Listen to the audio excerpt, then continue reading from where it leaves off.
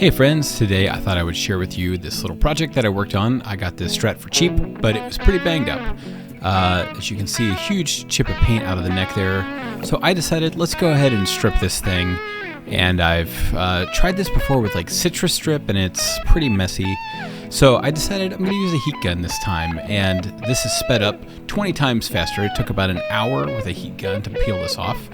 And the key basically is to go slow. As you can see, I had it a little too hot and it got a little toasted there on the neck pocket. But in the end, it's going to work out fine because I intend to use a Danish oil in a dark walnut color. So it's going to cover over that darkness, but I turned the heat of the gun down, kept it moving a lot so that I could get these bubbles to pop up. And then it's very satisfying to peel this stuff off. But as you can see, it comes off pretty cleanly. There's just like a little bit of residue there. So once I got everything off, I sanded it, used a steel wool, like a 120 grit, and then I used like a 200 grit sandpaper. Didn't need it super smooth since Danish Oil is kind of a miracle product that will fill things in. It's very forgiving.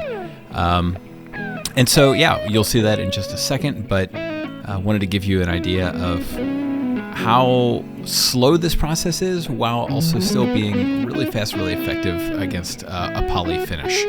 So there were maybe 2 spots that gave me trouble, and I noticed that as I was peeling the heat in the cavity that there is like a shielding painted on underneath that blue paint. So I decided I'm not going to reach inside the cavities and get it out because I would then have to reshield it. Probably not the end of the world, and probably be better with some copper tape in there. But decided to just keep it simple for now. So kept it pretty simple. Was able to lift all this off, as you can see. No actual body damage to the guitar, just the paint finish had not been cared for very well. The other note is that I did wear a mask while I was doing this, and I left the window open for pretty good ventilation because that poly's pretty nasty stuff. So there it is. That's the first layer of Danish Oil.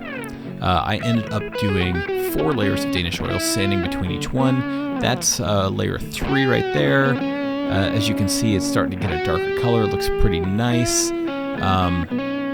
Sanded that all the way up to like 1200 grit, I think. Got it pretty smooth, and did a 4th one, and there it is. Had some Seymour Duncan quarter pounders laying around, put those in. Sorry, Fender, I replaced the neck plate with one of my own, and very happy with how it turned out.